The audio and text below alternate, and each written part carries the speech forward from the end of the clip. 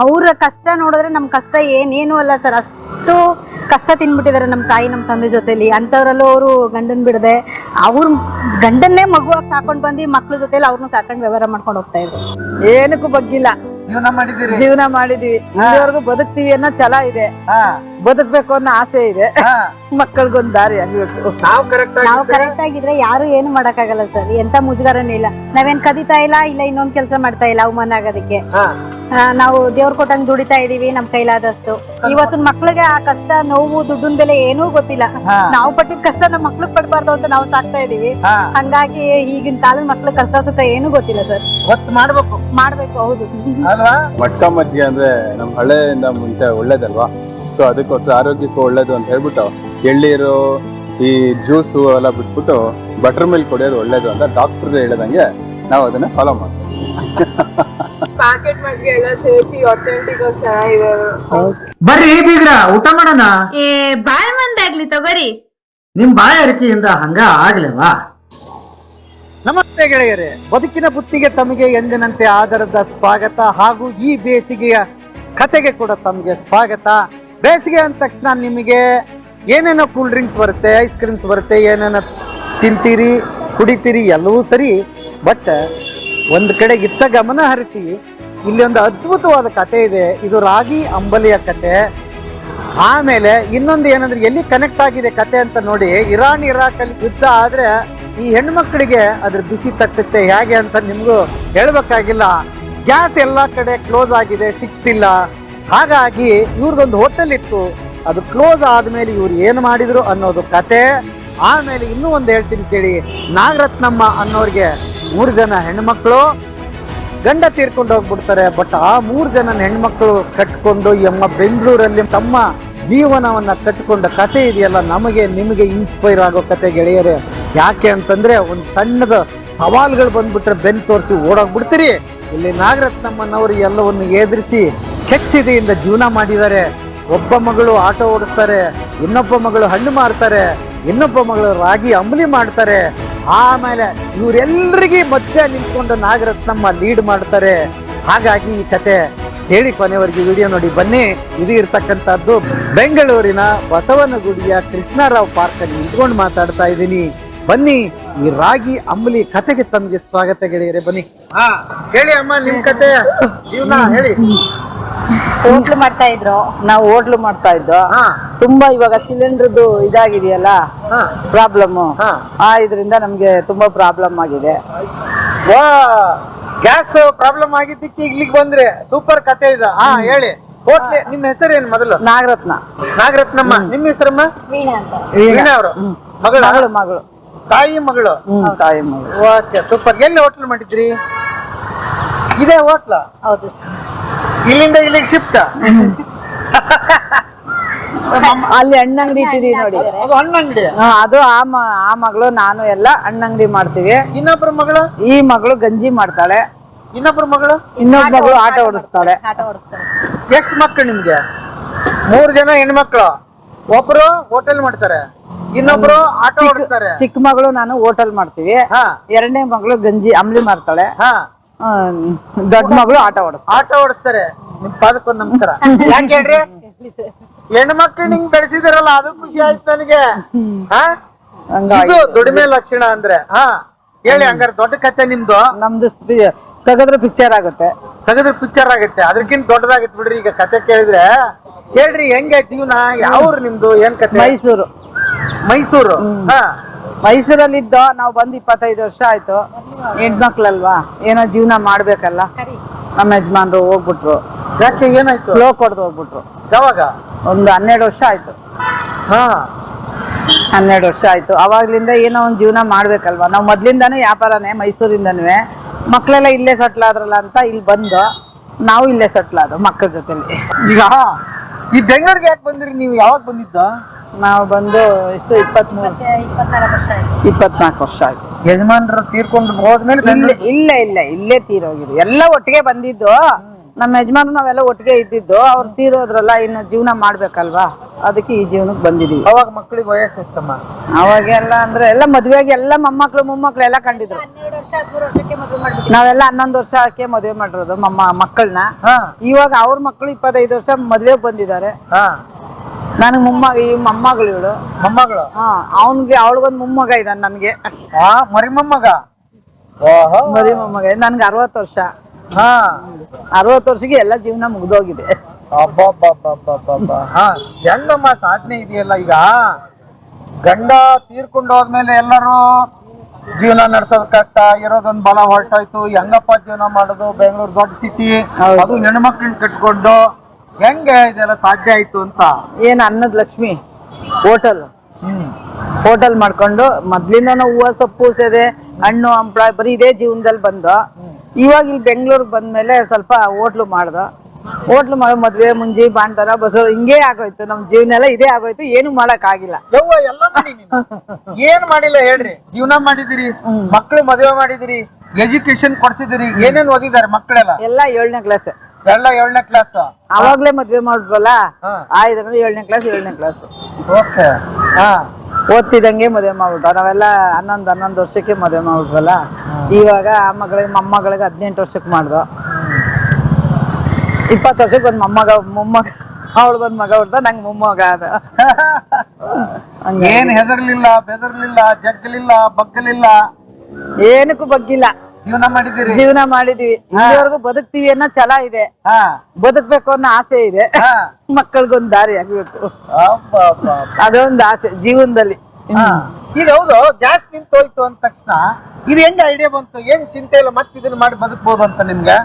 ಅಂದ್ರೆ ಇದು ನಾನು ಹೋಟ್ಲು ಮಾಡ್ತಾ ಇದ್ದೆ, ಈ ಮಗಳು ಬಂದ್ಲು. ನನ್ಗೆ ಬೇರೆ ಏನಾರ ವ್ಯವಸ್ಥೆ ಮಕ್ಳಿಗೆ ಏನು ಗೊತ್ತಾಗಿಲ್ಲ.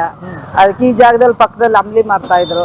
ನೀನು ಇಲ್ಲಿ ಈ ಕಡೆ ಹಾಕಿದ್ರೆ ಆಗುತ್ತೆ, ಹಾಕಮ್ಮ ಅಂತ ಹೇಳ್ಕೊಟ್ಟೆ. ಆಗ್ತಾ ಇದ್ಲು. ನಮ್ಗೆ ಆದ ತಕ್ಷಣನೇ ಆ ತಿಂಗಳಲ್ಲೇ ಹೋಟ್ಲು ನಿಂತೋಯ್ತು. ನಮ್ ಜೀವನ ಹೋಟ್ಲು ನಿಂತು, ನಮ್ದು ಜೀವನ ಬೇಕಲ್ವಾ ಅಂದ್ಬಿಟ್ಟು ನಾನು ಚಿಕ್ಕ ಮಗಳು ಸೇರ್ಕೊಂಡು ಹಣ್ಣು ವ್ಯಾಪಾರ ಹಣ್ಣು ವ್ಯಾಪಾರ ಶುರು ಮಾಡಿದ್ರಿ? ಅವಾಗ ಬಾಳೆಹಣ್ಣು, ಕಲ್ಲಂಗಡಿ ಹಣ್ಣು, ಕರ್ಬೂಜ ಹಣ್ಣು, ಹೂವ ಏನ್ ಬರುತ್ತೆ ಅದೆಲ್ಲ ಹೊಟ್ಟೆ ಜೀವನ ಕಳೀತಾ ಇದೆ. ಉಳ್ಸಾಕಂತೂ ಆಯ್ತಾ ಇಲ್ಲ. ಇಷ್ಟು ಗ್ಯಾರಂಟಿ. ನಂಗೆ ಅದು ಚಿಂತಿಲ್ಲ.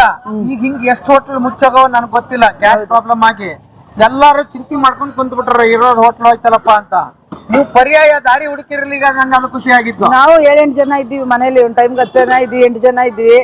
ಮೊಮ್ಮಕ್ಳು ಮಕ್ಳೆಲ್ಲ ಸೇರಿ. ಎಲ್ಲ ಒಂದೇ ಮನೆ? ಇಲ್ಲ, ಬೇರೆ ಬೇರೆ ಪಕ್ಕ. ಒಂದೇ ಅಡ್ಗೆ ಊಟ ಹೋಟ್ಲಲ್ಲೇ ಮಾಡ್ಕೊಂಡು ಬಂದಿದ್ರಲ್ಲ ಇಷ್ಟ ದಿವಸ. ಇವಾಗ ಹೋಟ್ಲ್ ನಿಂತೋಯ್ತಲ್ಲ, ಆಯ್ದ್ರಿಂದ ಎಲ್ಲ ಮಾಡ್ಕೊಂಡು ಊಟ ಮಾಡ್ಕೊಂಡು ಜೀವನ. ಯಜಮಾನ್ರಿದ್ದಾಗೂ ನಿಮ್ದು ಹೋಟೆಲ್ ಕೆಲ್ಸನೇನಾ? ಹೋಟ್ಲು ವ್ಯಾಪಾರ, ಹೂವಿನ ವ್ಯಾಪಾರ, ಸೊಪ್ಪಿನ ವ್ಯಾಪಾರ, ತರಕಾರಿ ವ್ಯಾಪಾರ ಎಲ್ಲ ಮಾಡ್ತಿದ್ದ. ಅವ್ರು ತೀರೋದ್ಮೇಲೆ ಇಲ್ಲಿ ಪಬ್ಲಿಕ್ ವ್ಯಾಪಾರದವ್ರು ಜಾಸ್ತಿ ಆದ್ರು. ಹೋಟ್ಲ್ ಏನ್ ಇತ್ತಿಲ್ಲ. ಹೋಟ್ಲ್ ಹಾಕಿದ್ರೆ ಆಗುತ್ತೆ ಅಂತ ಮಾಡ್ಕೊಂಡು ಹೋಗ್ತಾ ಇದೀವಿ 15 ವರ್ಷದಿಂದ. ನಿಂತಿಲ್ಲ. ಜೀವನ ಚಕ್ರ ನಡೀತಾ ಇದೆ. ಜೀವನ ಚಕ್ರ ಉಳ್ತಾ ಇದೆ. ನಾವು ಉಳಿದ ದಿವಸ ಅದೇನಾಗುತ್ತೋ ಗೊತ್ತಿಲ್ಲ. ಹಂಗಾಗಿದೆ ಕತೆ. ಗ್ಯಾಸ್ ಒಂದ್ ಇಲ್ದೆ ಹೋಗಿದೆ. ಇದ್ದಿದ್ರೆ ಇಷ್ಟೊಂದು ಪ್ರಾಬ್ಲಮ್ ಆಗಿದ್ದಿಲ್ಲ. ಆದ್ರೂ ಜೀವನದಲ್ಲಿ ತುಂಬಾ ಕಷ್ಟ. ಈಗ ಹೋಟೆಲ್ನಾಗ ಇದ್ದಾಗ ಎಷ್ಟು ವ್ಯಾಪಾರ ಮಾಡ್ತಿದ್ರಿ? ಇಲ್ಲಿ ಏನ್ ಮಾಡ್ತೀರಿ? ಮಾಡ್ತಿದ್ದ ನಮ್ ಜೀವನ ಕಳೆದು ಏನೋ 1,000-2,000 ಉಳಿಸ್ಕೋತಿದ್ದ. ನಾವು ಹೆಣ್ಮಕ್ಳೇ ಅಲ್ವಾ, ನಾವು ಬೇರೆಯವ್ರಿಗೂ ಕೊಡೋ ಶಕ್ತಿ ಬೇಕಲ್ವಾ, ಅದಕ್ಕೆ ನಾವೇ ಮಾಡ್ಕೋತಿದ್ದ. ತಕ್ಕಂತೆ ವ್ಯವಹಾರ ಮಾಡ್ಕೊಂಡು ಹೋಯ್ತಿದ್ದ. ನಾವೇನು ಅತಿಯಾಗೂ ಮಾಡ್ಕೊಳ್ಳಿಲ್ಲ, ಇಲ್ಲ ಇದಾಗೂ ಮಾಡ್ಕೊಳ್ಳಿಲ್ಲ.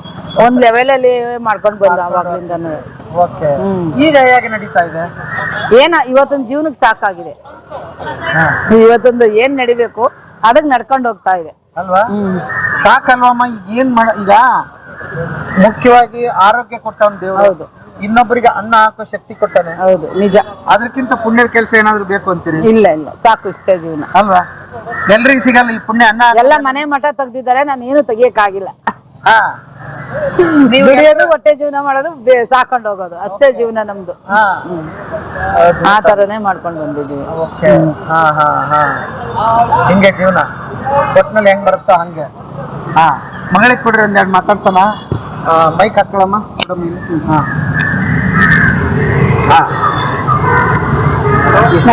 ಕತೆ ಕೇಳ್ತಾ ಇದ್ರಿ. ನಿಮ್ಮ ಹೆಸರು ಏನ್ ಹೇಳ್ರಿ? ವೀಣಾ ಅಂತ.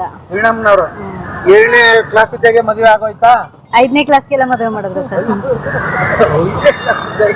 ಓ ಹೆಂಗೆ ಅದು ಏನ್ ಗೊತ್ತಿತ್ತು ಅವಾಗ ಮದುವೆ? ಏನು ಗೊತ್ತಿರ್ಲಿಲ್ಲ ಸರ್. ಹಾ ಎಲ್ಲ ಅತ್ತೆನೆ ನೋಡ್ಕೊಂಡು ಅವರೇ ಇದೆಲ್ಲ ಹೇಳ್ಕೊಟ್ಟಿದ್ದು. ಒಂದ್ ಕಾಫಿ ಮಾಡಕ್ ಸುದ ಬರ್ತಾ ಇರ್ಲಿಲ್ಲ. ಹಾ ಓಕೆ. ಈಗ ಎಲ್ಲ ಅಮ್ಮನ ಜೊತೆಗೆ ನೀವೆಲ್ಲ ಸೇರಿ ಇದೀರಿ, ಏನ್ ಹೇಳ್ತೀರಿ ಹೆಂಗೆ? ಕೂಡ್ ಕುಟುಂಬ ಚೆನ್ನಾಗಿದೆ, ಕಷ್ಟನೋ ಸುಖನೋ ಎಲ್ಲಾರು ನಿಂತ್ಕೊಂಡ್ ಜೊತೆಲಿ ಅನ್ಭೋಗ್ಸ್ಕೊಂಡ್ ಹೋಗ್ತಾ ಇದೀವಿ. ಮದುವೆ ಆದ್ರೂ ಎಲ್ಲರ ಜೊತೆಗಿದ್ದೀರಿ. ಹೌದು. ನಂಗೆ ಇದೊಂದು ಪಾಯಿಂಟ್ ಬಹಳ ಇಷ್ಟ ಆತ್ರಿ. ಇಲ್ಲ ನಾವು ಮೈಸೂರಲ್ಲಿ ಇದ್ವಿ ಸರ್. ನಾವು ಈಗ ಬಂದು 1 ವರ್ಷ ಆಯ್ತು. ಮಗ ಮೈಸೂರಲ್ಲಿ ಕೆಲಸ ಮಾಡ್ತಾ ಇರ್ಲಿಲ್ಲ ಅಂತ ಇಲ್ಲಿ ಕೆಲಸ ಮಾಡ್ತೀನಿ ಅಂತ ಬಂದ. ಅವನನ್ನ ಬಿಟ್ಕೊಟ್ಟು ನಾವು ಅಲ್ಲಿ ಇರಕ್ಕಾಗ್ಲಿಲ್ಲ, ನಾವು ಇಲ್ಲಿಗೆ ಬಂದ್ವಿ. ನಾವು ಮನೇಲೇ ಇದ್ದೀವಿ, ಬೇರೆ ಮನೆ ಕೆಲಸ ಮಾಡಕ್ ಆಗಲ್ಲ. ಅದಕ್ಕೆ ನಮ್ ಕೈಲಾಗಿದ್ದು ನಾವು ಮಾಡ್ಕೊಂಡು ಹೋಗೋಣ ಅಂತ ರಾಗಿ ಅಂಬ್ಲಿ ಸ್ಟಾರ್ಟ್ ಮಾಡಿದೀನಿ. ಅಮ್ಮ ಈಗ ಒಂದ್ ಹೇಳ್ರಿ, ಈಗ ಫುಟ್ಪಾತ್ ಅಲ್ಲಿ ನಿಂತ್ಕೊಂಡು ಬಿಸ್ನೆಸ್ ಮಾಡ್ಬೇಕು ಹೆಣ್ಮಕ್ಳು ಅಂದ್ರೆ ಒಂಚೂರು ಮುಜುಗರ ಇರುತ್ತೆ ಸರ್. ನಾವು ಕರೆಕ್ಟ್ ಆಗಿದ್ರೆ ಯಾವ ಮುಜುಗರನ ಏನು ಮಾಡಕ್ಕಾಗಲ್ಲ. ಹೌದು ಅಲ್ಲ? ಹೌದು. ನಾವು ಕರೆಕ್ಟ್ ಆಗಿದ್ರೆ ಯಾರು ಏನು ಮಾಡಕ್ಕಾಗಲ್ಲ ಸರ್. ಎಂತ ಮುಜುಗರನೂ ಇಲ್ಲ. ನಾವೇನ್ ಕದಿತಾ ಇಲ್ಲ ಇನ್ನೊಂದ್ ಕೆಲಸ ಮಾಡ್ತಾ ಇಲ್ಲ ಅವಮಾನ ಆಗೋದಕ್ಕೆ. ನಾವು ದೇವ್ರ ಕೊಟ್ಟಂಗ್ ದುಡಿತಾ ಇದೀವಿ ನಮ್ ಕೈಲಾದಷ್ಟು. ಅದನ್ನ ಇನ್ನೊಂದ್ಸಲ ಹೇಳ್ರಿ ಕ್ಯಾಮ್ರಾಕ್ಕೆ. ನಮ್ ಕೈಲಾದಷ್ಟು ದುಡಿತಾ ಇದೀವಿ ದೇವ್ರ ಕೊಟ್ಟಂಗೆ. ಹೌದು. ಮುಜುಗರ ಬಂದ್ರೆ ಏನು ಮಾಡಕ್ಕಾಗಲ್ಲ. ನಾವ್ ಸರಿಯಾಗಿತ್ತು ಅಂತಂದ್ರೆ ನಾವ್ ಇನ್ನೊಬ್ರು ಏನು ಮಾಡಕ್ಕಾಗಲ್ಲ ನಮ್ಮನ್ನ. ಅಲ್ವಾ? ನಿಜ ಸರ್. ಹೌದು. ಕರೆಕ್ಟ್ ಆಗಿ ಹೇಳಿದ್ರಿ. ನಮ್ಮ ಅಕ್ಕ ಆಟೋ ಓಡಿಸ್ತಾರೆ ಒಬ್ರು. ಯಾರು? ನಮ್ಮ ಅಕ್ಕ ಇನ್ನೊಬ್ರು ತ್ರಿವೇಣಿ ಅಂತಿದ್ದಾರೆ, ಅವ್ರ ಆಟೋ ಓಡಿಸ್ತಾರೆ. ಎಲ್ಲಿ ಹೋದ್ರು ಅವ್ರು? ಬರ್ತಾರೆ ಸರ್. ಕರ್ಸಿ ಅವ್ರನ್ನ ಮಾತಾಡೋಣ. ಅಮ್ಮ ಇಷ್ಟು ಶಕ್ತಿ ನಿಮ್ಗೆ ತಂದು ಕೊಟ್ರಲ್ಲ. ಅವ್ರ ಕಷ್ಟ ನೋಡಿದ್ರೆ ನಮ್ ಕಷ್ಟ ಏನೇನು ಅಲ್ಲ ಸರ್. ಅಷ್ಟು ಕಷ್ಟ ತಿನ್ಬಿಟ್ಟಿದಾರೆ ನಮ್ ತಾಯಿ ನಮ್ ತಂದೆ ಜೊತೆಲಿ. ಅಂತವ್ರಲ್ಲೂ ಅವರು ಗಂಡನ್ ಬಿಡದೆ ಅವ್ರ ಗಂಡನ್ನೇ ಮಗುವಾಗಿ ಸಾಕೊಂಡ್ ಬಂದು ಮಕ್ಳ ಜೊತೆಲಿ ಅವ್ರನ್ನ ಸಾಕೊಂಡ್ ವ್ಯವಹಾರ ಮಾಡ್ಕೊಂಡು ಹೋಗ್ತಾ ಇದ್ರು. ಕಷ್ಟದ ದಿನಗಳೆಲ್ಲ ನೆನಪಿದೆ ಇದೆ ಸರ್. ಊಟಕ್ಕೋಸ್ಕರ ಇನ್ನೊಬ್ರು ಮನೇಲಿ ಕಷ್ಟ ಪಟ್ಟಿದ್ದಾರೆ. ಮಕ್ಳು ಹೆಸರು ಹೇಳ್ಕೊಂಡು ಊಟ ಇಸ್ಕೊಂಡು ಊಟ ಮಾಡ್ತಿದ್ದಾರೆ. ಇನ್ನೂ ನೆನಪಿದೆ ಸರ್. ನೋಡ್ರಿ ತಾಯಿ ಕರಡು.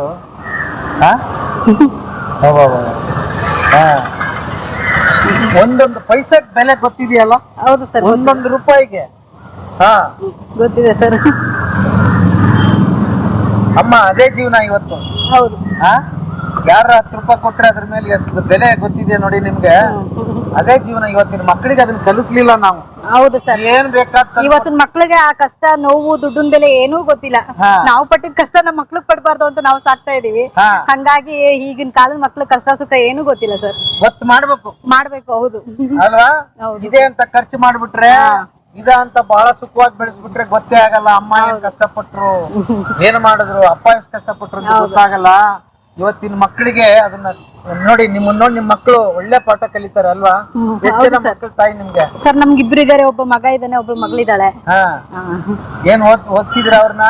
ಮಗನ ಓದ್ಸು, ನೀನ್ ಎಷ್ಟು ಓದ್ತೀಯ ಓದಪ್ಪ ಅಂದ್ವಿ. ಓದ್ಲಿಲ್ಲ. 2nd PUC ಗೆ ಡಿಸ್ಕನೆಕ್ಟ್ ಮಾಡ್ದ. ಮಗಳನ್ನ SLC ಓದಿದ್ವಿ, ಮದುವೆ ಮಾಡ್ಕೊಟ್ವಿ. ಬಹಳ ಖುಷಿ ಆಗುತ್ತಮ್ಮ ನೋಡಿ. ಅಲ್ಲಿ ಹಣ್ಣಿನ ಅಂಗಡಿ, ಇಲ್ಲಿ ಅಂಬಲಿ ಅಂಗಡಿ, ನಾವ್ ಒಂದಿನ ನಾವು ಹೋಟ್ಲು ರಜಾ ಮಾಡಿದ್ರೆ ನಮ್ಗೆ ಅಷ್ಟು ಕಷ್ಟ ಇದೆ ಸರ್. ಮನೇಲಿ ಕೂತ್ಕೊಳ್ಳೋ ಪರಿಸ್ಥಿತಿ ಇಲ್ಲ. ಹಂಗಾಗಿ ಅವ್ರ ಹಣ್ಣಿನ ಅಂಗಡಿ ಮಾಡಿದ್ರು ನಾನು ಇದನ್ ಮಾಡಿದೆ ಸರ್. ಆಕ್ಸಿಡೆಂಟ್ ಆಗಿದೆ 3 ಸಲ ಆಪರೇಷನ್ ಆಗಿದೆ. ಏನಾಯ್ತಮ್ಮ? ಹಿಂಗೆ ಅಮೆಜಾನ್ ಕೆಲಸ ಮಾಡ್ತೇನೆ ಸರ್. ನಮ್ಮ ಅಕ್ಕನ ಮಗ ದೊಡ್ಡ ಅಮೆಜಾನ್ ಕೆಲಸ ಮಾಡ್ತಾನೆ. ಹಿಂಗೆ ಹೋಗುವಾಗ ಆಕ್ಸಿಡೆಂಟ್ ಕಿಡ್ ಆಗಿ ಬಿದ್ದಿ ಮಂಡಿ ಆಪರೇಷನ್ ಆಗಿ ಈ ತರ ಆಪರೇಷನ್ ಆಗಿರೋದು. ಅವರಮ್ಮ ಈ ತರ ಅದೇನೋ ಸೋರಿಯಾಸಿಸ್ ಅಂತ ನೋಡಿ ಈ ತರ ಆಗಿ ಅಂದ್ರೆ ನೀವ್ ಹೇಳೋದು ಜೀವನ ಅಂದ್ರೆ ಏನೇನೋ ಬರ್ತದೆ. ಹೌದು ಸರ್. ನಿಭಾಯಿಸ್ಬೇಕು. ಒಳ್ಳೇದು ಕೆಟ್ಟು ಎಲ್ಲ ಬರುತ್ತೆ. ಅದೆಲ್ಲ ಮೆಟ್ಟು ನಿಂತೋನೆ ಒಬ್ಬ ಸಮಾಜಕ್ಕೊಂದು ಮನುಷ್ಯ ಅನ್ನೋ ಬೆಲೆ ನಮಗಿದೆ. ಬೇರೆ ಜನಕ್ಕೆ ಏನಿದೆಯೋ ನಮ್ಗೆ ಗೊತ್ತಿಲ್ಲ. ಅಮ್ಮ ಮದುವೆಗಿದ್ರೆ ಹೆಂಗ್ ಮಾಡಿದ್ರಿ? ಹೆಂಗ್ ಮಾಡಿದ್ರಿ? ಏನು ಅವಾಗೆಲ್ಲ ಸ್ವಲ್ಪ ಇದು 3ನೇ ಮಗಳ ಮದುವೆಯಲ್ಲಿ ಒಂದು ಅತ್ತೆ ಮಾವ ಕೊಟ್ಟಿದ್ದ ಮನೆ ಇತ್ತು. ಅದನ್ನೊಂದು 10 ಲಕ್ಷ ಮಾರಿ ಮಾಡಿದೆ. 2 ಮಕ್ಕಳಿಗೆ ಮದುವೆಗೆ ನಾವೇ ಸ್ವಂತ ದುಡ್ದು ಮಾಡಿದೆ. ಮಾಡ್ಕೊಂಡು ಇಲ್ಲಿವರೆಗೂ ತೊಳ್ಕೊಂಡು ಅದರಿಂದ ಏನು ಮಾಡೋಕ್ಕಾಗಿಲ್ಲ. ಆಸ್ತಿನ ಏನು ತೆಗಿಯೋಕ್ಕಾಗಿಲ್ಲ. ಅಲ್ಲಮ್ಮ ಈಗ ಮದುವೆ ಆಯ್ತು ಒಂದ್ ಹಂತ. ಅವಾಗಿನ ಕಷ್ಟ ಸುಖ ಬೇರೆ ಇತ್ತು. ಮಕ್ಕಳಾಯ್ತು, ಮೊಮ್ಮಕ್ಕಳು, ಜೀವನದುದ್ದಕ್ಕೂ ಹಿಂಗೆ ಎದುರಿಸ್ಕೊಂಡೇ ಬಂದಿದ್ದೀರಿ. ಇನ್ನು ಎಷ್ಟು ವರ್ಷ? ಈ ವರ್ಷ ಮದುವೆ ಆದ್ರೆ ಒಂದೇ ವರ್ಷ ಸುಖ ನಂದು. ಅಷ್ಟೇ. ಅಲ್ಲಿಂದ ಇಲ್ಲಿವರೆಗೂ ಈ ಜೀವನ ಹಿಂಗ್ ಬಂದು ಕಳ್ತಾನೆ ಇದ್ದೀನಿ. ನನ್ನ ಮಕ್ಕಳಿಗೋಸ್ಕರ ಮಕ್ಕಳು ಬೇಕು ನನಗೆ, ಅದೇ ಆಸ್ತಿ ನನಗೆ ಆಗ್ಬಿಟ್ರೆ ಇನ್ನೇನು ಸೌಭಾಗ್ಯನೂ ಇಲ್ಲ ನನಗೆ ಅಷ್ಟೇ. ಇವ್ರು ಪಟ್ರೆ ಕಷ್ಟ ನಮಗ್ ಬಂದ್ಬಿಟ್ರೆ ನಾವ್ ಇರೋದಿಲ್ಲ ಸರ್, ನಾವ್ ಸತ್ತೋಗ್ತೀವಿ. ನಮ್ ಕಣ್ಣು ಮುಂದೆ ನಮ್ ತಾಯಿಯವ್ರ ಕಷ್ಟ ನೋಡಿರೋದ್ರಿಂದ ಈ ನಿಂತಿದೀವಿ ನಾವು ಧೈರ್ಯ ತಗೊಂಡು. ಎಲ್ಲ ಹೆಣ್ಮಕ್ಳೆಲ್ಲ ಕಷ್ಟ ಪಡೋರು, ಯಾರೇನು ಇದಾಗಿಲ್ಲ. ಇವರೊಬ್ರು ಚೆನ್ನಾಗಿದ್ದಾರೆ ಅಂದ್ರೆ ಏನ್ ಮನೇಲಿ ಮನೇಲಿ ಕೂತಿದ್ರೆ ಏನ್ ಜೀವನ ನಡೆಯಲ್ಲ. ಅವಾಗ ಕಣ್ಸು ಇಟ್ಟಿಗೆ ಹೊತ್ರಾಗ ಹೆಂಗ್ಸು ಗಾರೆ ಹೊರ್ಬೇಕು, ತಪ್ಪಾಗಲ್ಲ. ನೀನ್ ಕಚ್ಚೆ ಒಂದ್ ಬಿಗಿಯಾಗಿ ಇಟ್ಕೊಂಡು ಬದುಕು ಅಂತ ತೋರ್ಸಿದೀನಿ. ಬದುಕ್ತಾ ಇದ್ದಾರೆ, ಸ್ವಾಭಿಮಾನವಾಗಿ ಬದುಕ್ತಾ ಇದ್ದಾರೆ. ಗಂಡಸಿಗೆ 1000 ಜನ ಬಂದ್ರು ನಾವು ಸರಿಯಾಗಿದ್ದೀನಿ ಅಂತ ಬಿಗಿಯಾಗಿ ನಿಂತ್ಕೋತೀನಿ. ಯಾರು ಬಂದ್ರು ಎದುರಲ್ಲ. ನಾನ್ ಸರಿಯಾಗಿದ್ದೀನಿ, ನಾನ್ ಯಾಕೆ ಎದುರ್ಬೇಕು? ನಾನ್ ಸಡ್ಲಾಗಿದ್ರೆ ನನ್ಗೆ ಭಯ ಆಗೋದು. ನಾನ್ ಸರಿಯಾಗಿರೋ ನನ್ ಮಕ್ಳಿಗೋಸ್ಕರ ನಾನ್ ಸರಿಯಾಗಿರುವಾಗ ನಾನ್ ಯಾಕೆ ಭಯ ಪಡ್ಲಿ? ನೀವೇ ಹೇಳಿ. ಆ ತರ ಇದ್ದೀನಿ, ಆ ತರ ಇದ್ದು ಜೀವನ ಮಾಡ್ಕೊಂಡು ಹೋಯ್ತಾ ಇದ್ದೀನಿ. ಮೊಮ್ಮಕ್ಳೆಲ್ಲ ಇದ್ದಾರೆ, ಅವ್ರ ಪಾಡ್ಗೆ ಅವ್ರ ಜೀವನ ಮಾಡ್ಕೊಂಡು ಎಲ್ಲ ಜೊತೆಲೇ ಇದ್ದಾರೆ. ಇನ್ ಮುಂದಕ್ಕೆ ಅವ್ರವ್ರ ಜೀವನ ಅವ್ರು ನೋಡ್ಬೇಕಷ್ಟೆ. ಬಂಗಾರದಂತ ಮಕ್ಕಳು ಬಿಡಮ್ಮ, ನಿಮ್ಮನ್ನ ಅರ್ಥ ಮಾಡ್ಕೊಂಡವ್ರು ಇದಾರಲ್ಲ, ಅದು ಖುಷಿ ಆಯ್ತು ನನಗೆ. ಇವತ್ತಿನ ಮಕ್ಕಳಿಗೆ ಎಲ್ಲ ಮರ್ತು ಬಿಡ್ತಾರೆ.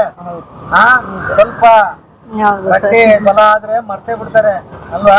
ಯಾರು ಪಾಪ ಅವ್ರು ನೆನೆಸ್ತವ್ರು ನೋಡ್ರಿ, ಅದೇ ಬಹಳ ಖುಷಿ ಆಯ್ತು. ಆಮೇಲೆ ಇನ್ನೊಂದ್ ಬಹಳ ಖುಷಿ ಆಗಿದ್ದೇನೆಂದ್ರೆ ಎಲ್ಲರನ್ನ ಇವತ್ತು ತೆಕ್ಕೆಯಲ್ಲಿ ಇಟ್ಕೊಂಡು ಬದುಕ್ತಾ ಇದ್ದೀರಿ. ಆಕಿಗೆ ಏನಾಯ್ತು, ದೊಡ್ಡ ಮಗಳಿಗೆ ಏನಾಯ್ತು, ಸಣ್ಣ ಮಗಳಿಗೆ ಏನಾಯ್ತು, ಮೊಮ್ಮಕ್ಕಳಿಗೆ ಏನಾಯ್ತು, ಎಂತ ಜೀವ ಅಲ್ಲ ಇದು. ಈ ಜೀವನ ಯಾರಿಗೂ ಬೇಡ. ಆದ್ರೂ ನಂಗೆ ಮೊಮ್ಮಕ್ಳು ಮಕ್ಕಳೇ ಆಸ್ತಿ. ಅದ್ ಬಿಟ್ರೆ ನಂಗೆ ಇನ್ನೇನು ಗೊತ್ತೇ ಇಲ್ಲ. ಒಳ್ಳೇದು ಬೇಕು, ಕೆಟ್ಟದ್ದು ಬೇಕು, ಎದುರಿಸೋ ತಾಕತ್ತಿರ್ಬೇಕು. ಏನೇ ಬಂದ್ರು ಎದುರಿಸ್ತೀನಿ. ದುಡಿಯೋ ಶಕ್ತಿ ಕೊಟ್ರೆ ಸಾಕು ದೇವ್ರು, ಅಷ್ಟೇ. ಇನ್ನೇನ್ ಸೌಭಾಗ್ಯ ಬೇಡ. ಆಯ್ತು, ಜೀವನ ಬಾಳೋದು ಬದುಕೋದೆಲ್ಲ ಆಯ್ತು, ಇಷ್ಟೇ. ಮೊಮ್ಮಕ್ಳು ಮಕ್ಕಳುಗಳು ಚೆನ್ನಾಗಿದ್ದಾರೆ ಸಾಕು. ಇದೊಂದು ಸಂತೋಷ ನಮ್ಗೆ. ಈಗ ಇನ್ನೊಂದು ಬೆಂಗಳೂರಿಗೆ ಬಂದಾಗ ಒಂದ್ ಆಸೆ ಎಲ್ರಿಗೂ ಇರುತ್ತೆ, ನಾನೊಂದ್ ಸೈಟ್ ತಗೋಬೇಕು, ಒಂದ್ ಮನೆ ಕಟ್ಟಬೇಕು. ನಂಗೆ ಆ ಭಾವನೆ ಇಲ್ಲಿವರೆಗೂ ಬಂದಿಲ್ಲ. ಇವಾಗ ಬಂದಿದೆ, ಏನೂ ಇಲ್ಲ. ಏಯ್ ಅಮ್ಮ, ಮನ್ಸ್ ಮಾಡಮ್ಮ, ದೇವ್ರೊಬ್ಬ ಇದಾನೆ, ಎಲ್ಲ ಅದೇ ದೇವ್ರು ಕೊಡ್ಬೇಕು. ಇಲ್ಲಿವರೆಗೂ ಏನು ಮಾಡಕ್ ಆಗಿಲ್ಲ. ಇನ್ ಮುಂದಕ್ಕೆ ತಾಯಿ ಮೈಸೂರಿಂದ ಇನ್ನೊಂದೂರಿಂದ ಎಲ್ರು ಕರ್ಕೊಂಡ್ ಜೀವನಕ್ಕೆ ದಾರಿ ತೋರ್ಸಿರೋರು ಬಿಲ್ಡಿಂಗ್ ಕಟ್ಕೊಂಡಿದ್ದಾರೆ. ಈಗ ನಮ್ ತಾಯಿ ಅವತ್ ಹೇಗಿದ್ರು ಇವತ್ತೂನು ಹಾಗೆ ಇದಾರೆ.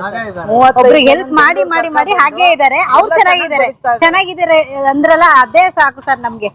ನಮ್ ತಾಯಿ ಕರ್ಕೊಂಡ್ ಬಂದಿ 35 ಜನನ ಕರ್ಕೊಂಡ್ ಬಂದಿದ್ದೀನಿ. ಎಲ್ಲರಿಗೂ ಬದುಕೋ ದಾರಿ ತೋರ್ಸಿದೀನಿ. ಉಟ್ಗಳ ಸೀರೆ ಕೊಟ್ಟಿ ಮನೇಲಿ 3 ತಿಂಗಳು ಇಟ್ಕೊಂಡು ಅವ್ರವ್ರಿಗೊಂದ್ ದಾರಿ ತೋರಿಸಿ ವ್ಯಾಪಾರ ಮಾಡಿ ಗಾಡಿ ಕೊಟ್ಟಿ ತಕಡಿ ಕೊಟ್ಟು ಇವತ್ತು ಚೆನ್ನಾಗಿ ಬದುಕ್ತಾ ಇದ್ದಾರೆ. ನೋಡಕ್ ಸಂತೋಷ. ಸಂತೋಷವಾಗಿದೆ. ಎಂತ ಸಾಧ್ಯ ನಿಮ್ದ. ಏನ್ ಮಾಡ್ತೀರಾ? ಬದುಕ್ತೀನಿ ಅನ್ನೋರ್ಗೆಲ್ಲಾ ದಾರಿ ತೋರಿಸಿದಾರೆ. ಎಲ್ಲರೂ ಚೆನ್ನಾಗಿ ಬದುಕ್ತಾ ಇದಾರೆ. ನಮ್ ತಾಯಿ ಕರ್ಕೊಂಡ್ ಬೆಂಗಳೂರು ಸೇರ್ಸಿರೋರು, ಅವ್ರು ನೋಡಿದ್ರೆ ಖುಷಿ ಆಗತ್ತೆ. ದೇವ್ರು ನಮ್ಗೆ ನೀವ್ ಇದೇ ಸ್ಥಿತಿಲಿರಿ ಅಂತ ನಮ್ಮನ್ನ ಹಿಂಗೆ ಬಿಟ್ಟಿದ್ದಾನೆ ಅಷ್ಟೇ. ಹೌದು, ಹೃದಯ ಶ್ರೀಮಂತರು ಸರ್ ನಾವು. ಹೃದಯ ಶ್ರೀಮಂತರು ಸರ್ ನಾವು. ಈಗ ನೋಡಮ್ಮ, ಕೋಟಿ ಇದ್ದವರು ಆರೋಗ್ಯ ಇಲ್ಲದೆ ಪಡ್ತಿದ್ದಾರೆ. ಇನ್ಯಾರ್ಯಾರಿಗೂ ಏನೇನೋ ತೊಂದರೆಗಳು. ಆರೋಗ್ಯ ಕೊಟ್ಟಿದ್ದಾನೆ, ಗೌರವ. ಹೌದು ಸರ್. ರಾತ್ರಿ ಊಟ ಮಾಡಿ ಮಲಗಿದ್ರೆ ಆರಾಮಾಗಿ ನಿದ್ದೆ ಬರುತ್ತಾ? ಅದಕ್ಕಿಂತ ಶ್ರೀಮಂತರು ಇನ್ಯಾರಿದ್ದಾರೆ? ಅದ್ ಮಾತ್ರ ಎಲ್ಲ ಸತ್ಯವಾದ ಮಾತು. ಶುಗರ್ BP ಬಂದು 15 ವರ್ಷ ಆಯ್ತು. ಎದುರಿಸ್ಕೊಂಡು ಅದ್ ಗೆಲ್ಲುತ್ತೋ ನಾನ್ ಗೆಲ್ಲುತ್ತೋ ಅಂತ ಜೀವನ ಮಾಡ್ಕೊಂಡು ಹೋಗ್ತಾ ಅಷ್ಟೇ. ಅಮ್ಮ, ನಿಮ್ದು ಯಾವ್ದು ತವ್ರ ಮನೆ? ಅಮ್ಮನ ಹೆಸರೇನು? ಮೈಸೂರು. ಅಮ್ಮನ ಹೆಸರು? ಅಪ್ಪನ ಹೆಸರು ಅಂದಾನಿಗೌಡ, ಅಮ್ಮನ ಹೆಸರು ಜಯಮ್ಮ. ಏನು ಎಷ್ಟು? 5 ಜನ ಗಂಡ್ ಮಕ್ಳು, 5 ಜನ ಮಕ್ಳು, 3 ಜನ ಗಂಡ್ ಮಕ್ಳು, 2 ಹೆಣ್ಮಕ್ಳು. ನಾವು ಅಕ್ಕ ತಂಗಿರು. ತಾಯಿ ತಂದೆ ಇಬ್ರು ಇಲ್ಲ. ಏನ್ ಮಾಡ್ಯಾರ ಅವರು? ಎಲ್ಲ ನಮ್ ತರಾನೇ ಅವ್ರು. ಸಣ್ಣ ಹುಡುಗಿ ಇದ್ದಾಗಿಂದ ನಿಮ್ಗಿದೆಯಲ್ಲ? ಹೌದು ಸರ್, ನಮ್ಗೆ ಇಷ್ಟೇ ಸುಖ ಸರ್. 16 ವರ್ಷಕ್ಕೆ ಮದುವೆ ಆದ್ರೆ 17 ವರ್ಷಕ್ಕೆ ಮಗು ಹುಡ್ತು, ಅಷ್ಟೇ ನನ್ ಸುಖ. ಇನ್ನಿವರೆಗೂ ನನ್ ಮಕ್ಳು ನಾನು ಅನ್ನೋದು ಜೀವನ ಬಂದ್ಬಿಡ್ತಲ್ಲ, ಇನ್ನೇನಲ್ಲಿ ಅದಕ್ಕಿಂತ ಭಾಗ್ಯ ಇನ್ನೇನ್ ಬೇಕು? ಆ ತರ ಮಾಡ್ಕೊಂಡು ಜೀವನ ಮಾಡ್ಕೊಂಡು ಹೋಯ್ತಾ ಇದ್ದೀನಿ ಸರ್. ನಮಸ್ತೆ. ಹೇಗಿದ್ದೀರಿ? ಇವಳೇ ದೊಡ್ಡ ಮಗಳು. ಇಂಟರ್ವ್ಯೂ ಮಾಡಿದ್ರಲ್ಲ,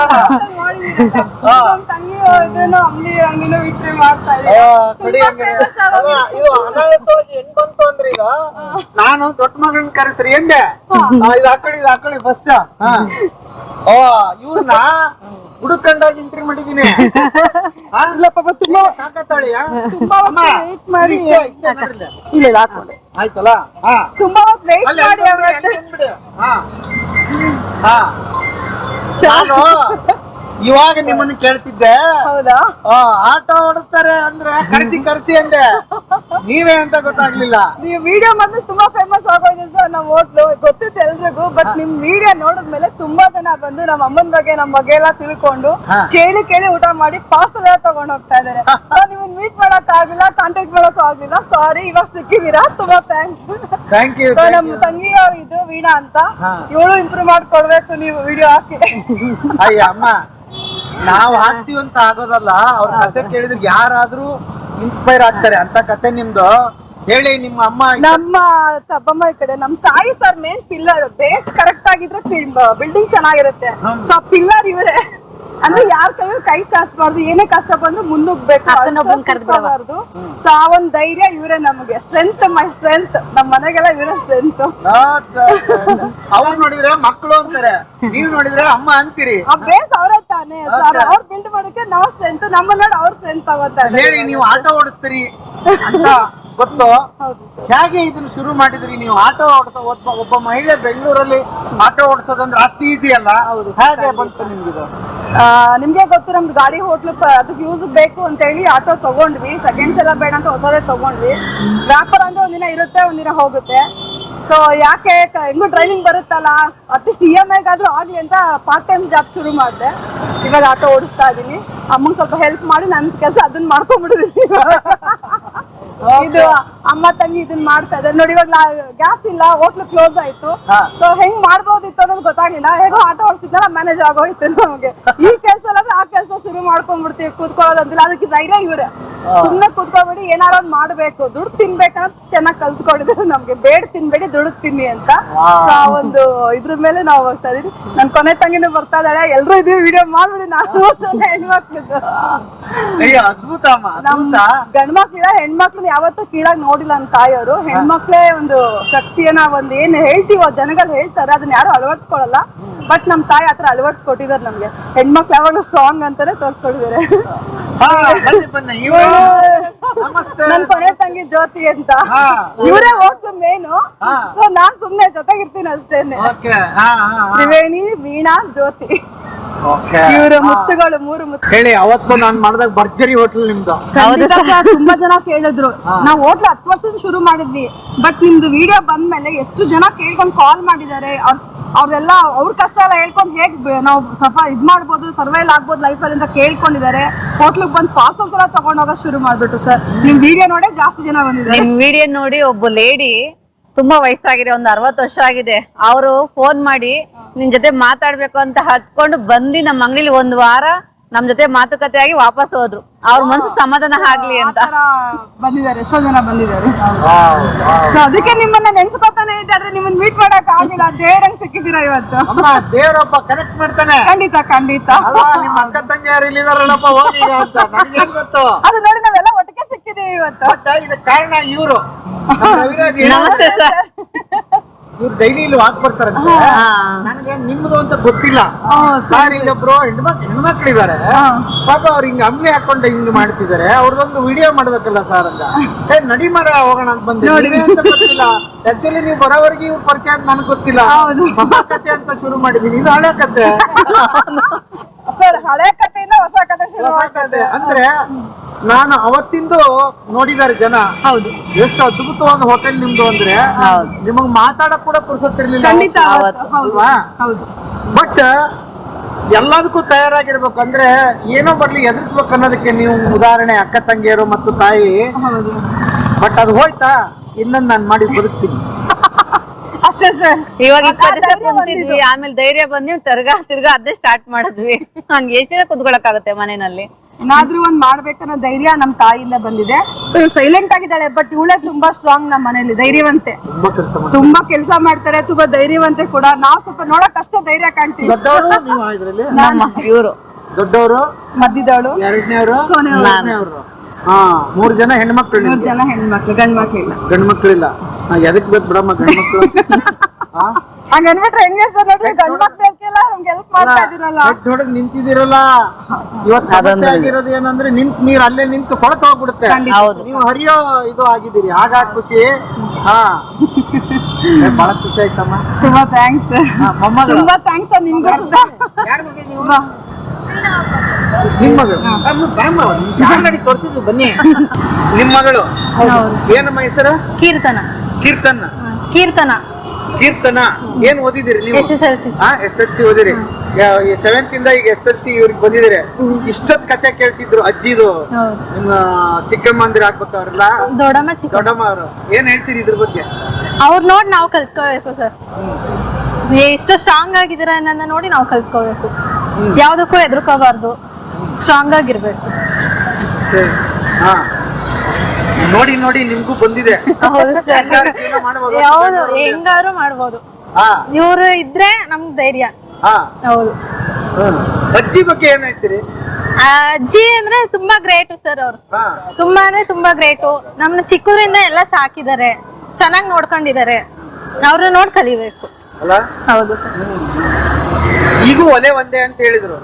ಇರೋದಕ್ಕೆ ಮನೆ ಬೇರೆ ಬೇರೆ ಇರುತ್ತೆ, ಒಲೆ ಒಂದೇ, ಊಟ ಎಲ್ಲ ರಾತ್ರಿ ಎಲ್ಲ ಒಂದೇ. ಎಲ್ಲ ಒಟ್ಟಿಗೆ ಇರ್ತೀವಿ ಸರ್, ಎಲ್ಲ ಒಟ್ಟಿಗೆ ಇರ್ತೀವಿ. ಒಂದೇ ಮನೇಲಿ ಎಲ್ಲ ಊಟ ಮಾಡ್ತೀವಿ. ಬೆಳಗ್ಗೆ ಮಧ್ಯಾಹ್ನ ಆಗ್ಲಿಲ್ಲ ಅಂದ್ರೂ ರಾತ್ರಿ ಎಲ್ರು ಒಟ್ಟಿಗೆ ಕುತ್ಕೊಂಡೆ ಊಟ ಮಾಡ್ತೀವಿ. ಒಂದು ಪದ್ಧತಿ ಇದೆ ಸರ್. ಬೆಳಗಿನ ಸಂಜೆವರೆಗೆ ಎಲ್ರು ಎಲ್ಲೆಲ್ಲಿ ಕೆಲ್ಸಕ್ಕೆ ಹೋಗಿರ್ತೀವಿ, ರಾತ್ರಿ ಆದ್ರೂ ಒಂದೊತ್ತಾದ್ರೂ ಕುತ್ಕೊಂಡು ಎಲ್ಲ ಅಚ್ಚುಕಟ್ಟಾಗಿ ಊಟ ಮಾಡ್ತೀವಿ. ಅದೊಂದೇ. ಅದಕ್ಕೆ ದೊಡ್ಡ ಮನೆಯಿಂದ ಚಿಕ್ಕ ಮನೆ ಮೀಡಿಯಂ ಮನೆಗೆ ಬಂದ್ಬಿಟ್ವಿ. ತುಂಬಾ ದೊಡ್ಡ ಮನೆ ಮಾಡಿ ಎಲ್ಲ ರೂಮ್ ಸೇರ್ಕೊಂಡ್ಬಿಡ್ತೀವಿ. ನಮ್ಮಮ್ಮ ತುಂಬಾ ನೋನ್ಲಿ ಫೀಲ್ ಅನ್ಭವಿಸ್ತಾ ಇದ್ರು. ಇವಾಗಂತೂ ಒಂದ್ ಟೈಮ್ ಆದ್ರೂ ನಾವು ನೈಟ್ ಎಲ್ರು ಕುತ್ಕೊಂಡ್ ಮಾತಾಡ್ಕೊಂಡು ಊಟ ಮಾಡ್ತೀವಿ. ಓಕೆ. ಈಗ ಮದುವೆ ಆದ್ಮೇಲೆ ಈಗ ಹೆಣ್ಮಕ್ಳದ್ದು ಒಂದ್ ಇದು ಇರುತ್ತ, ಅವ್ರ ಮನೆ ಆಚಾರ ವಿಚಾರ ಅವ್ರ ಇಷ್ಟದಂಗೆ ಎಲ್ಲ ಆಗ್ಬಿಡುತ್ತೆ. ಮತ್ ನೀವೆಲ್ಲ ಮದುವೆ ಆಗಿನ ಹೇಗೆ ಸೇರಿ ಇದ್ದೀರಿ? ಅದನ್ನ ಹೇಗೆ? ಅದೊಂದು ಪ್ರಶ್ನೆ ಅಲ್ಲ. ಹಳಿದಿರಲ್ಲ ಬಂದು ಹೋಯ್ತಾ ಬರ್ತಾ ಇದ್ರು. ಅವ್ರಿಗೊಂದು ಖುಷಿ ಆಗೋಯ್ತು.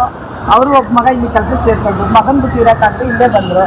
ಇನ್ನು ಅಲ್ಲಿ ಇಲ್ಲಿ ಮನೆ ಮಾಡಿ ಬಾಡಿಗೆ ಡಬಲ್ ಆಗುತ್ತೆ. ನಿಮ್ ಕೈಲಾದಷ್ಟು ನೀವು ಕೊಡಿ, ಎಲ್ಲ ಒಟ್ಟಿಗೆ ಸೇರ್ಕೊಂಡು ನಿಲ್ದಾನ ಅಂತ. ನಮ್ ಕಾಯಿ ಗಂಡ್ ಮಕ್ಳಿಲ್ಲ, ಸೊ ನಮ್ಮ ಮನೆಯವ್ರಿಲ್ಲ. ಇವ್ರ ಯಜಮಾನ್ ಇದ್ದಾರೆ, ಇವ್ರ ಯಜಮಾನ್ ಇದ್ದಾರೆ. ಎಲ್ಲ ಮನೆ ಮನೆ ಮಾಡ್ಕೊಂಡು ಹೋಗ್ತಾ ಇದಾರೆ. ಅವ್ರಿಗೆಲ್ಲ ಅರ್ಥ ಮಾಡ್ಕೊಂಡ್ಬಿಡಿದ್ರೆ ಹೆಣ್ಮಕ್ಳನ್ನ ನೈಸ್ ಆಗಿ ತಗೊಂಡೋದೆ ಬದುಕೋಕ್ಕಾಗೋದನ್ನ ಚೆನ್ನಾಗಿ ಅರ್ಥ ಮಾಡ್ಕೊಂಡ್ಬಿಡಿದ್ರೆ. ಇಲ್ಲ, ಅವರು ಕೋಆಪರೇಟ್ ಮಾಡ್ತಾರೆ ಸರ್. ಇವ್ರ ಯಜಮಾನ್ರು ಅಷ್ಟೇನೆ ಹೆಲ್ಪ್ ಮಾಡಿ, ಅಂಗಡಿಗೆಲ್ಲ ಹೆಲ್ಪ್ ಮಾಡಿ ಹೋಗ್ತಾರೆ. ಇವ್ರ ಯಜಮಾನ್ರು ಅಷ್ಟೇನೆ. ಒಂದು ಹೆಲ್ಪಿಂಗ್ ನೇಚರ್ ಇದೆ ಸರ್. ಕೋಆರ್ಡಿನೇಷನ್ ಚೆನ್ನಾಗಿದೆ ನಮ್ಮ ಮನೇಲಿ. ಗೊತ್ತು, ಅವ್ರಿಗೂ ಅರ್ಥ ಮಾಡ್ಕೊಂತಾರೆ ನಮ್ಮ ಮನೆಗಳಲ್ಲಿ.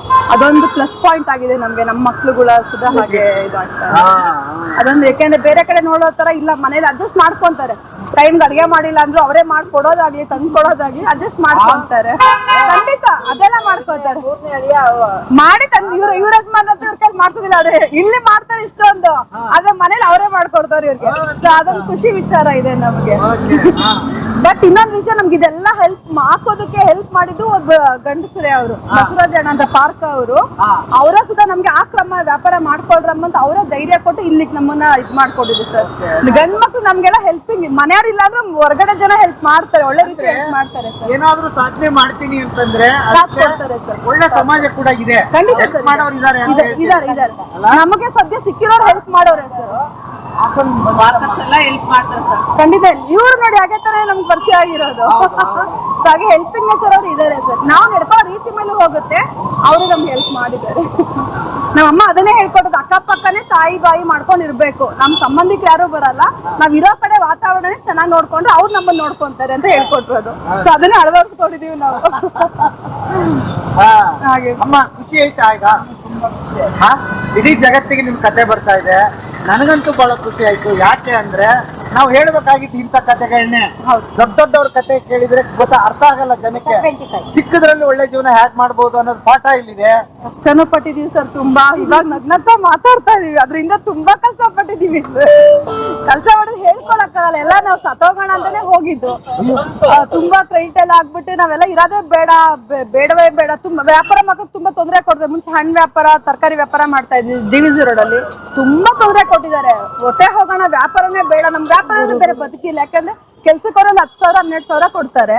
ಅದ್ ತಗೊಂಡ್ ನಾವು ಮನೇಲಿ ಇಷ್ಟು ಜನ ಮೇಂಟೈನ್ ಮಾಡಕ್ಕಾಗಲ್ಲ. ಮನೇಲಿ ಒಂದು 10-12 ಜನ ಇದೀವಿ ನಾವು, ಮಕ್ಳು ಸೇರಿ ಒಂದು 10-12 ಜನ ಇದೀವಿ. ಅಷ್ಟು ಜನ ಮೇಂಟೈನ್ ಮಾಡಕ್ಕಾಗಲ್ಲ. ನಮ್ದು ಹೋಟ್ಲ್ ಅಂದ್ರೆ ಎಲ್ರಿಗೂ ಊಟ ಹೋಗುತ್ತೆ. ಮೇನ್ ರೀಸನ್ ನಾವು ಹೋಟ್ಲು ಶುರು ಮಾಡಿದ್ದೆ ಎಲ್ರದ್ದು ಹೊಟ್ಟೆ ಜೀವನ ಕಳಿಯುತ್ತೆ ಅಂತ. ಇವತ್ತು ನಾವು ಖುಷಿಯಾಗಿದ್ದೀವಿ, ತೋರ್ಸ್ಕೋತೀವಿ. ನಾವು ದುಃಖ ಯಾರಿಗೂ ತೋರ್ಸ್ಕೊಳ್ಳಲ್ಲ, ಯಾಕಂದ್ರೆ ಹೆಲ್ಪ್ ಮಾಡೋಕ್ಕಿಂತ ನಮ್ಮನ್ನ ತುಂಬಾ ತುಳಿಯೋರೇ ಜಾಸ್ತಿ ಅಂತ ತೋರ್ಸ್ಕೊಳ್ಳಲ್ಲ. ಒಂದ್ ಸ್ವಲ್ಪ ಟೈಮ್ ಹಿಂಗೆ ಕೂತ್ಕೊಂಡು ಅಮ್ಮ ನಾನು ಹತ್ಕೊಂಡು ಕೂತ್ಕೊಂಡಾಗ ನಮ್ಮಮ್ಮ ನಡಿ ಏನಾದ್ರೂ ಆಗ್ಲಿ ಮಾಡೋಣ ಅಂತ ಶುರು ಮಾಡಿದ್ದು. ಒಂದು ಚಿಕ್ಕ ಚಿಕ್ಕ ಪಾತ್ರೆಯಲ್ಲಿ ನಾನೇ ಪುಳಿಯೋಗರೆ ಚಿತ್ರಾನ್ನ ಇವತ್ತು ನೆನಪಿದೆ ನಂಗೆ ಶುರು ಮಾಡಿದ್ವಿ. ಹುಡುಗಿ ಏನೋ ಬರ್ತಾ ಇರ್ಲಿಲ್ಲ, ಇವಳು ಬಂದು ಚಪಾತಿ ಮಾಡ್ಕೊಳ್ಳೋಳು, ನಾನು ರಾತ್ರಿ ಹೊತ್ತು ಗೊಜ್ಜುಮೆಲ್ಲ ಮಾಡಿಟ್ಟು ಬೆಳಗ್ಗೆ ನಮ್ಮಮ್ಮ ಟಿಫನ್ ಮಾಡ್ಕೊಂಡು ಬರೋರು. ನಮ್ಮ ತಂದೆ ಸ್ಟ್ರೋಕ್ ಆಗಿತ್ತು, ಅಪ್ಪ ಏನು ಹೆಲ್ಪ್ ಮಾಡ್ತಿರ್ಲಿಲ್ಲ. ನಾವು ಕೆಲಸ ಮಾಡ್ಕೊಂಡು ಬಂದು ಹೋಟ್ಲು ಶುರು ಮಾಡ್ಕೊಂಡು ಇವಾಗ ಹೋಟ್ಲಿಗೆ ನಿಂತಿದ್ದಾರೆ ಅಮ್ಮ ಇವರಿಬ್ರು. ನನಗೆ ಒಂದ್ ಕಡೆ ನಿಂತ್ಕೊಳಕ್ಕಾಗಲ್ಲ, ಅದಕ್ಕೆ ಹೋಟೆಲ್ ನಿಂತ್ಕೊಳ್ಳಲ್ಲ, ಬರ್ತಾ ಹೋಗ್ತಾ ಇರ್ತೀನಿ ಅಷ್ಟೇ. ಆತರ ನಗ್ನಾಗ್ತಾ ಇದೀವಿ, ಬಟ್ ಅದರಿಂದ ತುಂಬಾನೇ ಸಫರ್ ಪಡ್ತಾ ಇದೀವಿ ಇನ್ನೊಂದು. ಕೆಲವೊಂದಿಷ್ಟು ಜನ ನಾವು ಬೇಕಾದಷ್ಟು ಒಳ್ಳೆ ಸಕ್ಸಸ್ ಸ್ಟೋರಿ ಇತ್ತು ಹೇಳ್ರಮ್ಮ ಅಂದ್ರೆ ನಮ್ ರಿಲೇಷನ್ ನೋಡ್ಬಿಡ್ತಾರೆ, ತೋರ್ಸ್ಬೇಡಿ. ಆಮೇಲೆ ನಾವ್ ಏನಾದ್ರೂ ಬಂದು ಫುಟ್ಪಾತ್ ಅಲ್ಲಿ ನಿಂತ್ಕೊಂಡ್ ಮಾಡ್ಬೇಕಂದ್ರೆ ಎಲ್ಲರಿಗಿಂತ ಜಾಸ್ತಿ ಹೆದರೋದು ರಿಲೇಷನ್ಸ್ಗೆ. ಅದ್ರ ಬಗ್ಗೆ ಏನ್ ಹೇಳ್ತೀರಿ? ಸರ್, ನಮ್ ಪ್ರಕಾರ ಕಳ್ತನ ಮಾಡಬಾರ್ದು, ಸುಳ್ಳು ಹೇಳ್ಬಾರ್ದು, ಮೋಸ ಮಾಡಬಾರ್ದು. ನಾವು ಕಷ್ಟಪಟ್ಟು ದುಡಿತಾ ಇದೀವಿ. ರೋಡಲ್ಲಿ ಕಸ ಗುಡ್ಸೋ ಕೆಲ್ಸನೂ ತಪ್ಪಲ್ಲ ನನ್ ಪ್ರಕಾರ. ಸೊ ಯಾಕೆ ಹೆದರ್ಕೋಬೇಕು ಸರ್? ಏನಾರ ಅವಮಾನ ಆಗಂತ ಕೆಲಸ ಮಾಡಿದ್ರೆ ಮಾತ್ರ ಹೆದರ್ಕೋಬೋದು. ದುಡ್ಡು ತಿಂತಾ ಇದೀವಿ, ಅದ್ರ ಬಗ್ಗೆ ನಮ್ಗೆ ಹೆಮ್ಮೆ ಇದೆ. ಯಾಕೆ ಕೈ ಕೆಳಗೂ ಚಾಚಿರ್ಕ ನಮ್ ತಾಯಿ ಇವತ್ಗೂನು ಇದ್ರೆ ತಿನ್ನೋಣ, ಹಸ್ಕೊಂಡ್ ಮಲ್ಕೋಣ. ಯಾರು ಸಂಬಂಧಿಕರ ಮನೆಗೂ ಕಳ್ಸಿಲ್ಲ, ಇನ್ ಮುಂದೆನೂ ಹೋಗೋದಿಲ್ಲ. ನಾವು ದುಡ್ಡು ತಿನ್ನಕ್ ಹೆಮ್ಮೆ ಇದೆ ನಮ್ಗೆ. ಹತ್ರ ಎಲ್ಲ ಏನು ಗಿಲ್ಟ್ ಫೀಲ್ ಖಂಡಿತ ಬರೋದಿಲ್ಲ ಸರ್. ಭಯ ಇಲ್ಲ. ಆಕ್ಚುಲಿ ಹೇಳ್ಬೇಕು, ನನ್ನ ನೋಡಿ 3 ಜನ ಆಟೋ ತಗೊಂಡಿದ್ದಾರೆ. ಇದು ನಿಜವಾದ ಕತೆ ಹೇಳ್ಬೇಕು ಅಂದ್ರೆ. ನನ್ನ ನೋಡಿ ಆ ಹುಡುಗಿ ನಾವು ಹೆಣ್ಮಂಗ ದುಡಿತಾಳೆ ನಿಮ್ಗೆ ಏನ್ರು ಅಂತ ನನ್ನ ನೋಡಿ 3 ಜನ ತಗೊಂಡು. ಸೊ ನಂಗೆ ಹೆಮ್ಮೆ ಇದೆ. ಓಕೆ, ಐ ಪ್ರೌಡ್ ಫೀಲ್ ಮಾಡ್ತೀನಿ ನಾನು. ಅದೇನೆ ನಮ್ ತಾಯಿನೇ ಕೊಟ್ಟಿರೋದು. ಅದಕ್ಕೇನು ಅವಮಾನ ಆಗಂತದ್ ನನಗೆ ಅನ್ಸಲ್ಲ. ಸೊ ಇನ್ನು ಖುಷಿ ಆಗತ್ತೆ. ಅಟ್ಲೀಸ್ಟ್ ಈ ವಿಡಿಯೋ ನೋಡಿ ನಮ್ಮಂತವ್ರು ಇನ್ಸ್ಪೈರ್ ಆಗ್ತಾರ, ಹೆಣ್ಮಕ್ಳು ಮುಂದೆ ಬರ್ಬೋದು, ಏನಾದ್ರು ಒಂದು ಕೆಲಸ ಮಾಡಬಹುದು. ಎಷ್ಟೋ ಜನ ಕೆಲಸ ಇಲ್ಲ, ಇದಿಲ್ಲ, ಅದಿಲ್ಲ ಅಂತ. ಖಂಡಿತ ಕೆಲಸಗಳಿದೆ, ನಾವು ಮಾಡ್ಬೇಕಷ್ಟೇ ಸರ್. ಇದು ಒಂದು ನನ್ ಗೊತ್ತಿರೋ ಪ್ರಕಾರ ಇಷ್ಟೇ ಸರ್. ಮತ್ತೆ ಹೋಟೆಲ್ ಶುರು ಮಾಡ್ತೀರಿ? ಖಂಡಿತ ಸರ್. ನಮ್ಮನೆ 15 ಜನ ಇದೀವಿ ಸರ್. ಬರೀ ದುಡ್ಡು ಮೇಲೆ ಆಗಲ್ಲ, ಹೋಟೆಲ್ ಶುರು ಮಾಡ್ಬೇಕು ಸರ್. ಹೋಟ್ಲ್ ಅಂದ್ರೆ ಊಟ ಹೊಟ್ಟೋಗುತ್ತೆ, 3 ಟೈಮ್ ನಮ್ಗೆ ಕೊಂಡು ತರೋಂಗಿರಲ್ಲ, ಅದ್ರಲ್ಲೇ ಹೊಟ್ಟೋಗುತ್ತೆ. ಸೊ ಹೋಟ್ಲ್ ಖಂಡಿತ ಶುರು ಮಾಡ್ತೀವಿ. ಇದೊಂದು ತಿಂಗಳು ನಮ್ಮಮ್ಮ ಸ್ವಲ್ಪ ರೆಸ್ಟ್ ತಗೊಳ್ಳಿಂದ ಬಿಟ್ಬಿಟ್ಟಿದೀವಿ. ನೆಕ್ಸ್ಟ್ ಮಂತ್ ಶುರು ಮಾಡ್ತೀವಿ. ಇನ್ನೇನು ಯುದ್ಧ ನಿಂತೋಗಿದೆ ನೋಡಿ. ಸ್ಟಾರ್ಟ್ ಆಗುತ್ತೆ. ಎಲ್ಲೋ ಇರಾಕ್ ಅಲ್ಲಿ ಆಗೋ ಯುದ್ಧ ಇಲ್ಲಿಗೆ ನಮ್ಗೆ ಒಂದು ಫ್ಯಾಮಿಲಿಗೆ ಹೀಗೆ ಅದು ತಟ್ಟುತ್ತೆ ಅನ್ನೋದೇ ಸೋಜಿಗದ ವಿಷಯ ಮತ್ತು ಸತ್ಯ ಕೂಡ, ಕರಾಳ ಸತ್ಯ. ನಾವು 13 ವರ್ಷದ ಮೇಲಾಯ್ತು ಹೋಟ್ಲ್ ಹಾಕಿ. ನಾವು ಒಂದಿನ ರೇಷನ್ ಇವತ್ತು ತರ್ಬೇಕು ಅನ್ನೋದು ನಮ್ ತಲೆಯಲ್ಲಿ ಇರ್ಲಿಲ್ಲ. ಹೋಟ್ಲಲ್ಲಿ ತರ್ತೀವಿ, ಅದೇ ಹಾಕ್ದು ಹೋಗ್ತಾ ಇತ್ತು. 1 ವಾರ ಕೂತ್ಕೊಂಡ್ವಿ ಸರ್ ಮನೇಲಿ. 1 ವಾರಕ್ಕೆ ಎಷ್ಟು ರೇಷನ್ ತಂದ್ವಿ ಅಂದ್ರೆ ನಮ್ಗೆ ಇಷ್ಟೆಲ್ಲ ಖರ್ಚಾಗತ್ತೆ ರೇಷನ್ ಏನೋ ಶಾಕ್ ಆಗೋಯ್ತು. ಒಂದು ಆಯಿಲ್ ಇರ್ಬೋದು, ಅಕ್ಕಿ ಇರ್ಬೋದು, ಪ್ರತಿಯೊಂದು ತರ್ತಾ ಇದೀವಿ. ಏನಪ್ಪಾ ಇದು ನಮ್ಗೆ ಗೊತ್ತಾಗ್ತಾ ಇರ್ಲಿಲ್ಲ. 15 ವರ್ಷದಿಂದ ಗೊತ್ತಾಗ್ತಾ ಇರ್ಲಿಲ್ಲ. ನಾವು ಮನೆಗೆ ಸಪ್ರೇಟ್ ಅಂತ ಯಾವತ್ತೂ ತಂದಿಲ್ವಲ್ಲ, ಸೊ ಗೊತ್ತಾಗ್ತಿರ್ಲಿಲ್ಲ.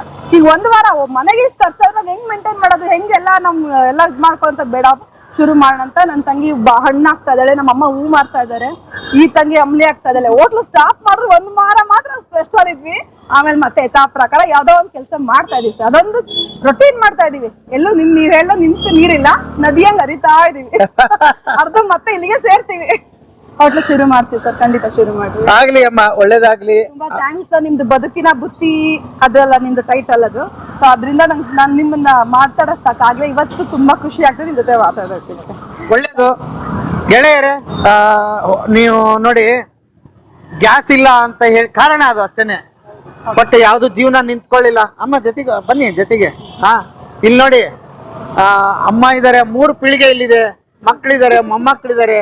ಅವ್ರಿಗೆ ಕೂಡ ಒಂದ್ ಮಗು ಅಲ್ಲ, ಮರಿ ಮೊಮ್ಮಕ್ಕಳು. ಇಷ್ಟೊಂದು ದೊಡ್ಡ ಫ್ಯಾಮಿಲಿ ಬೆಂಗಳೂರಲ್ಲಿ ಗೌರವಯುತವಾಗಿ ದುಡಿದು ಬದುಕ್ತಾ ಇದ್ದಾರೆ. ಎಷ್ಟು ಕೋಟಿಗಿಂತ ದೊಡ್ಡದದು. 35,000 ಬಾಡಿಗೆ ಕಟ್ಕೊಂಡು ಜೀವನ ಮಾಡ್ಕೊಂಡು ಹೋಗ್ತಾ 35,000 ಬಾಡಿಗೆ ಕಟ್ಟಿ ಜೀವನ ಮಾಡ್ತಾ ಇದಾರೆ. ಜನ ಇದೀವಿ ಅಂದ್ರೆ ಬೆಂಗಳೂರು ಮನೆ ಕೊಡ್ಬೇಕಲ್ಲ ಸರ್, ಅದಕ್ಕೆ ಕಟ್ತಾ ಇದೀವಿ. ನಿಮ್ ಮನೆಗೆ ಒಂದ್ಸಲ ಭೇಟಿ ಕೊಡ್ತೀನಿ ನಾನು. ಬನ್ನಿ ಸರ್, ಖಂಡಿತ ಆ ಕಥೆನೂ ಕೂಡ ತಗೊಂಡ್ ಬರ್ತೀನಿ. ಇವ್ರ ಮನೆಯಲ್ಲಿ ಬೆಳಿಗ್ಗೆಯಿಂದ ಸಾಯಂಕಾಲವರೆಗೆ ಅಮ್ಮಂದು ಮತ್ತು ಮಕ್ಕಳದು ಹೇಗಿರುತ್ತೆ ಅನ್ನೋದೊಂದು ಕತೆ ತಗೊಂಡ್ ಬರ್ತೀನಿ. ಕಾಯ್ತಾ ಇರಿ. ನೀವು ಬಸವನಗುಡಿ, ಕನಕಪುರ ರೋಡ್, ಕೃಷ್ಣ ಪಾರ್ಕ್ ಅಲ್ಲ, ಕೃಷ್ಣರಾವ್ ಪಾರ್ಕ್ ಯಾವ ಸೈಡ್ ಇದು? Main gate sir. Krishnarao park main gate ಅಲ್ಲಿ ಹೋಟೆಲ್ ಇತ್ತು. ಈಗ ಸದ್ಯಕ್ಕೆ ಅಂಬ್ಲಿ ಸಿಗ್ತದೆ, ಹಣ್ಣು ಸಿಗ್ತದೆ. ನಿಮಗ್ ಬಂದ್ರೆ ಹೂ ಸಿಗುತ್ತೆ ನೋಡಿ, ಇಷ್ಟೆಲ್ಲ ಸಿಗುತ್ತೆ. ಎಲ್ಲರೂ ಒಂದೇ ಸರ್ಕಲ್ ಅಲ್ಲಿ ಇದಾರೆ. ಹಾಗಾಗಿ ಬಹಳ ಖುಷಿ ಆಯ್ತು. ಅಮ್ಮ ನಾಗರತ್ನಮ್ಮ, ನಿಜಕ್ಕೂ ಬಹಳ ಖುಷಿ ಆಯ್ತು ನಿಮ್ಮನ್ನ. ಯಾಕಂದ್ರೆ ನಿಮ್ ಜರ್ನಿ ಈಗ ಬಿಡಿ, ಇವ್ರಿಗೆ ಪ್ರಪಂಚ ಜ್ಞಾನ ಇದೆ, ಓದಿದ್ದಾರೆ, ಕೈಲಿ ಗೂಗಲ್ ಇದೆ, ಜಗತ್ತು ಅರ್ಥ ಆಗ್ತದೆ. ನೀವು ನಿಮ್ಮ ಯಜಮಾನ್ರನ್ನ ಕಳ್ಕೊಂಡು ಹೆಣ್ಣು ಮಕ್ಕಳನ್ನ ಹುಲಿ ತರ ಬೆಳೆಸಿದ್ರಲ್ಲ, ಅದು ಬಹಳ ಖುಷಿ ಆಯ್ತು ನನಗೆ. ಹಾಗಾಗಿ ಹುಲಿಗಳು ಹಾಗಾಗಿ ಒಂದ್ಸಲ ಬಂದಾಗ ಭೇಟಿ ಕೊಡಿ. ನನಗಂತೂ ಬಹಳ ಇನ್ಸ್ಪೈರ್ ಕತೆ. ಯಾರಾದ್ರೂ ನೀವು ಇದರಿಂದ ಪಾಠ ಕಲಿಬೇಕಂದ್ರೆ ಯಾರೋ ನೋಡ್ಬಿಡ್ತಾರೆ, ಯಾರೋ ಏನೋ ಅಂದ್ಬಿಡ್ತಾರೆ, ಅವ್ರೇನೋ ತಿಳ್ಕೊಂಡ್ಬಿಡ್ತಾರೆ ಅಂತ ಬದಿಗೊತ್ತಿ ಒಂದು ಸಲ ನೀವು ಗಟ್ಟಿ ಮನ್ಸು ಮಾಡಿ ವ್ಯಾಪಾರ ಶುರು ಮಾಡಿ. ಅದು ಫುಟ್ಪಾತ್ ಆಗಿರ್ಬೋದು, ಚಿಂತೆ ಮಾಡಬೇಡಿ. ಯಾಕಂದ್ರೆ ಅವರೇ ನಾಳೆ ನಿಮಗೆ ಸಲಾಮ್ ಹೊಡೆಯೋ ಟೈಮ್ ಬರ್ತದೆ ಅಲ್ವಾ? ಇವರೇ ಸಾಕ್ಷಿ ಅದಕ್ಕೆಲ್ಲ. ಹಾ, ಹಾಗಾಗಿ ನಾಗರತ್ನಮ್ಮ ಯಜಮಾನ್ರನ್ನ ಕಳ್ಕೊಂಡ್ರು ಅಂತ ಪುಟ್ ಮಕ್ಕಳನ್ನ ಬಿಟ್ಟಿದ್ರೆ ಇವತ್ತು ಈ ಕತೆ ನಿಮಗೆ ಸಿಗ್ತಾ ಇರ್ಲಿಲ್ಲ. ಹಾಗಾಗಿ ಈ ಕತೆ ನನಗೆ ಬಹಳ ಇನ್ಸ್ಪೈರ್ ಕತೆ. ದಯವಿಟ್ಟು ಬನ್ನಿ, ಇಂಥ ಹೆಣ್ಮಕ್ಳಿಗೆ ಯಾರೋ ಇರ್ಲಿ ಅಲ್ಲಿ ಸಹಾಯ ಮಾಡಿ. ಬರೀ ಈ ಕತೆಗಂತಲ್ಲ, ಒಂದ್ ಅಂಬ್ಲಿ ಕುಡ್ರಿ, ಒಂದು ಊಟ ಮಾಡ್ರಿ. ಹೆಣ್ಮಕ್ಳು ಯಾವ ಉದ್ಯೋಗ ಮಾಡ್ತಾರೆ ಅವ್ರಿಗೆ ಸಪೋರ್ಟ್ ಮಾಡಿ. ಅವ್ರದ್ದು ನಿಮ್ಮನ್ನ ನಂಬಿ ನಾವು ಜೀವನ ಹಾಕೊಂಡಿದೀವಿ. ಬನ್ನಿ ನಮ್ಮನ್ನ ಬದುಕಿಸಿ. ಅಯ್ಯ ಹಾಗಾಗಿ ಅನ್ನಪೂರ್ಣೇಶ್ವರಿ ಇವ್ರನ್ನ ಕೈ ಬಿಟ್ಟಿಲ್ಲ, ಅದಕ್ಕೊಂದು ದೊಡ್ಡ ಉದಾಹರಣೆ ಅಂತ ಹೇಳ್ತಾ ಇವತ್ತಿನ ಬದುಕಿನ ಬುತ್ತಿಯ ಕಥೆಯನ್ನು ಎಲ್ಲಿಗೆ ಮುಗಿಸ್ತೀನಿ. ಮತ್ತೆ ನಾಳೆ ಇನ್ನೊಂದು ಕತೆ, ಇನ್ನೊಂದು ಬದುಕಿನ ಬುತ್ತಿಯೊಂದಿಗೆ ತಮ್ಮ ಮುಂದೆ ಹಾಜರಾಗ್ತೀನಿ. ಅಲ್ಲಿವರೆಗೆ ನಮಸ್ತೆ ನಮಸ್ತೆ ನಮಸ್ತೆ ಗೆಳೆಯರೇ. ನಮಸ್ತೆ.